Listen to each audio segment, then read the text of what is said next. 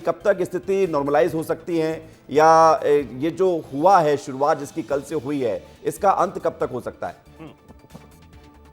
देखिए विवेक, मेरे को जहां तक लगता है, जहां तक मेरा तजुर्बा है, जो 25 साल का मेरा मीडिया का जो तजुर्बा, जैसे आपने भी जिक्र का, मुझे लगता है कि ये सिचुएशन अगर 72 घंटे में कंट्रोल हो गई तो ये हो जाएगी।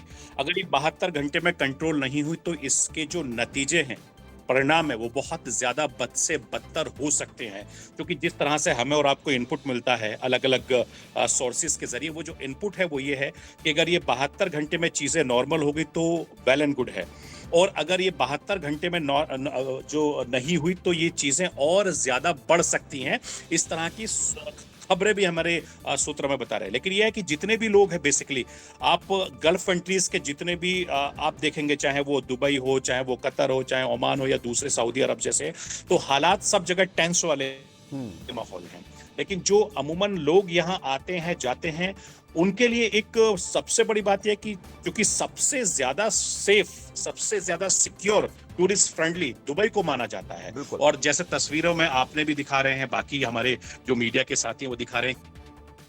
बिल्कुल सरफराज जी, आपके पास मैं 10 सेकंड में लौट रहा हूं। एक बड़ी खबर आ रही है, आप जुड़े रहिए हमारे साथ। एक बड़ी खबर ये आ रही है कि गल्फ कॉर्पोरेशन काउंसिल की इमरजेंसी बैठक होने जा रही है, और खबर ये मिल रही है कि जीसीसी विदेश मंत्रियों की बैठक हुई है, वॉर के हालातों पर चर्चा हो रही है।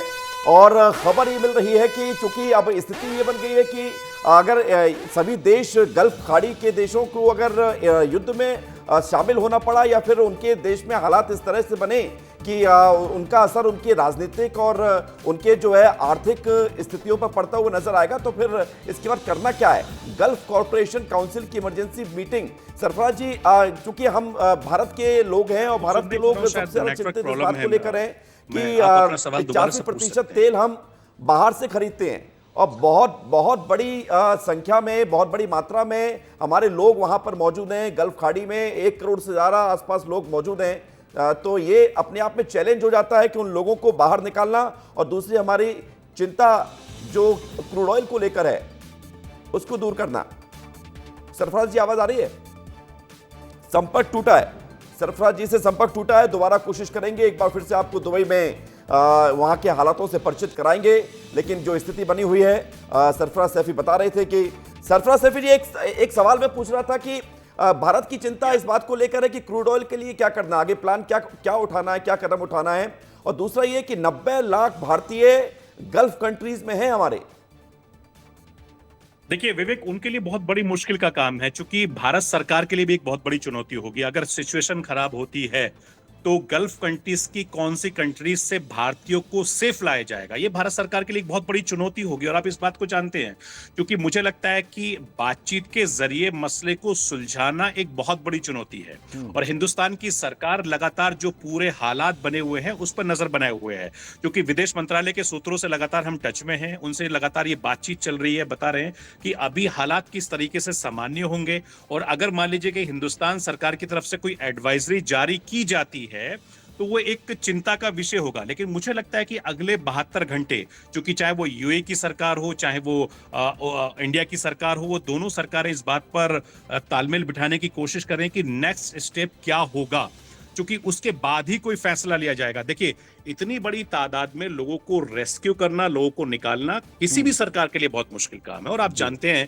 कि हमने कितने, आपने और हमने कितने अपने पिछले 25 साल के करियर में कितने ऑपरेशंस देखे हैं, एक के बाद एक ऑपरेशन करते हैं। जो लोग रहने वाले हैं उनके लिए बड़ी चुनौती होगी, सरकार पर एक बहुत ज्यादा बर्डन बढ़ जाएगा, जो सरकार के लिए बहुत मुश्किल का काम होगा। तो मुझे लगता है कि बातचीत के जरिए इस मसले को सुलझाने की कोशिश करेगी। और मुझे लगता है कि हमारी सरकार, जो इंडियन गवर्नमेंट है हमारी, मोदी साहब की जो सरकार है, वो इस चीज में बहुत सक्षम है, क्योंकि उनके हर किसी के साथ बहुत अच्छे ताल्लुकात हैं, उनके बहुत अच्छे रिश्ते हैं, चाहे वो यूएई हो, चाहे वो सऊदी अरब हो, चाहे वो यूएस हो या ईरान हो या कहीं भी, उनके संबंध हर किसी के साथ बहुत अच्छे हैं। क्योंकि नरेंद्र मोदी की एक बहुत अच्छी खासियत है कि वो कूटनीति के बहुत माहिर खिलाड़ी हैं। और मुझे लगता है कि अपनी कूटनीति के जरिए लोगों को समझाकर बुझाकर जो हमारे इंडियंस लोग हैं, जो हमारे भारतीय लोग हैं, जो खासतौर से टूरिस्ट हैं या स्टूडेंट्स हैं, जो पढ़ने वाले बच्चे हैं, जो अलग अलग जगहों पर हैं, जो काम करने वाले लोग हैं, उनको किस तरीके से सेफ और सिक्योरिटी दी जाए, ये हमारी सरकार बिल्कुल। और बेहतर अभी तरीके मैं से देख जानती रहा है, था हमारे सोशल प्रधानमंत्री मीडिया पर बेहतर सरफराज तरीके जी से कि जानते ये हैं। लोग सोशल मीडिया पर वीडियो अपलोड कर रहे हैं और ये चिंता नहीं है उनको, उनको लग रहा है कि मोदी जी सब संभाल लेंगे।